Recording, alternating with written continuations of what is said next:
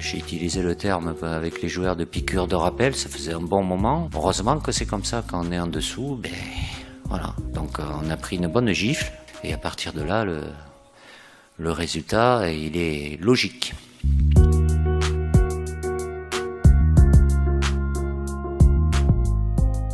Salut tout le monde, ravi de vous retrouver dans la quotidienne. Et ouais, sacré gifle après la défaite 2-0 de l'équipe de France contre la Finlande.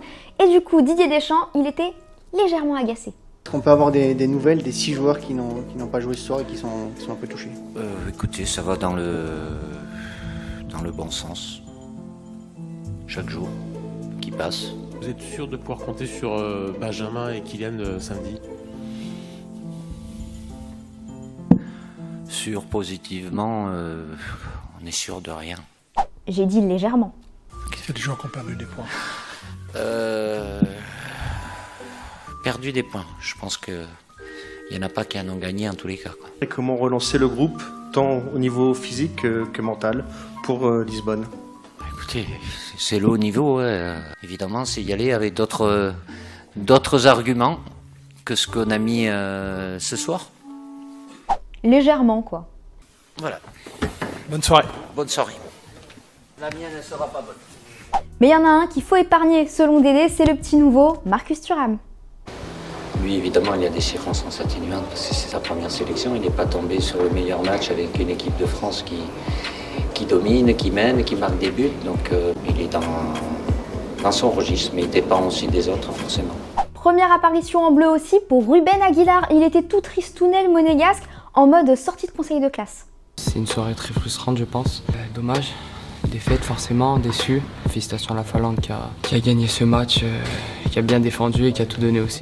Je vous pose donc la question du jour. Est-ce que vous croyez en cette équipe de France, l'Euro, ça approche. Ses forces, ses faiblesses, qu'est-ce que vous en pensez? Vous nous dites tout et demain, nous, on sélectionnera 2 commentaires.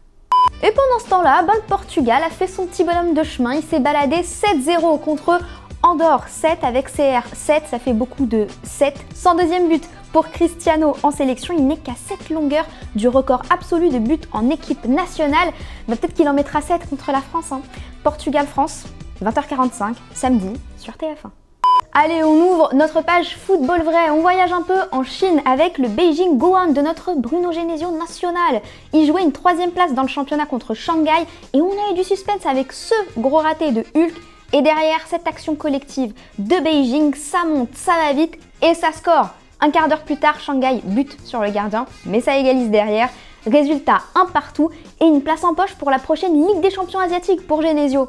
Bravo Bruno. Au Vietnam, en V-League, Ho Chi Minh face à Binh Duong et c'est Tran Hoang Phong qui nous a offert cette merveille de frappe, puissance, beauté, il y a tout pour du football vrai.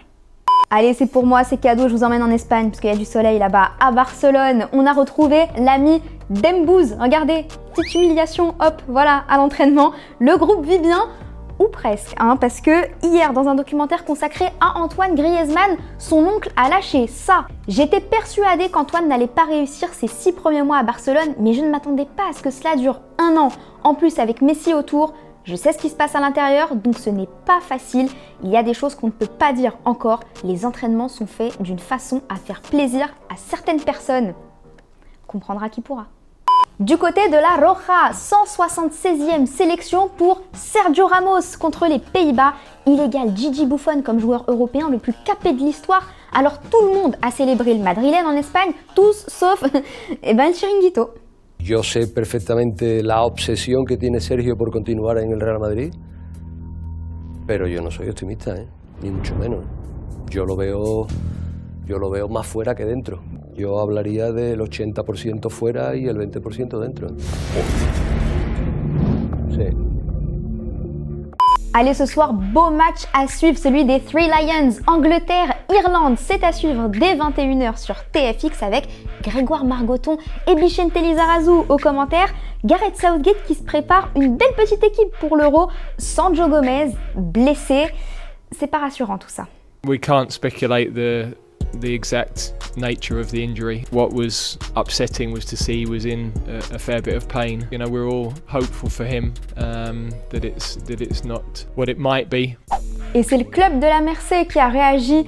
Aujourd'hui, il confirme que Joe Gomez a subi une intervention chirurgicale réussie pour réparer un tendon du genou gauche. Aucun ligament du genou n'est touché. Il débutera sa rééducation avec le club. Bon courage à lui, c'est sûr que ça va se terminer avec une charnière Milner, Matip sur une jambe ce truc. Dernière petite pépite, avant de nous quitter, on va à l'OM chez les jeunes. Giovanni Versini et son coach Pancho ont fait un escape game version film d'horreur. On a kiffé le jeu d'acteur de Pancho et surtout la trouille qu'il a eue. Régalade. On est dans la merde, je te le dis, on est dans la merde. Oh putain!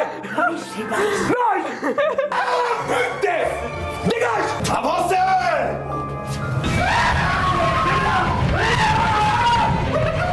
Transpirant.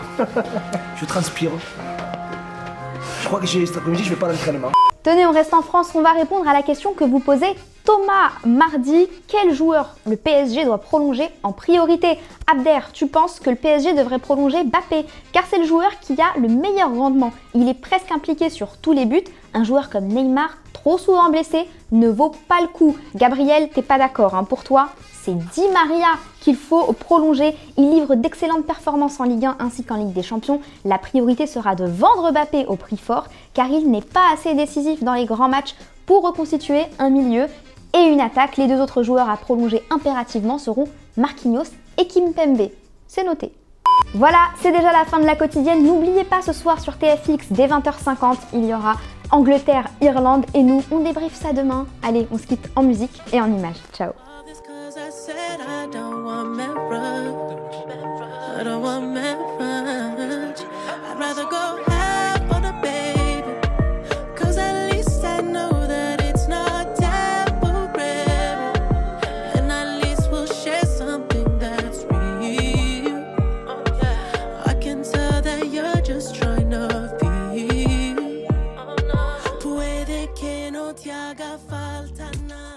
Et n'oubliez pas les amis d'aller jeter un coup d'œil aux autres contenus exclusifs de Téléfoot, on est toujours là pour vous, et oui. Et on n'oublie pas aussi, évidemment, d'aller s'abonner. Salut!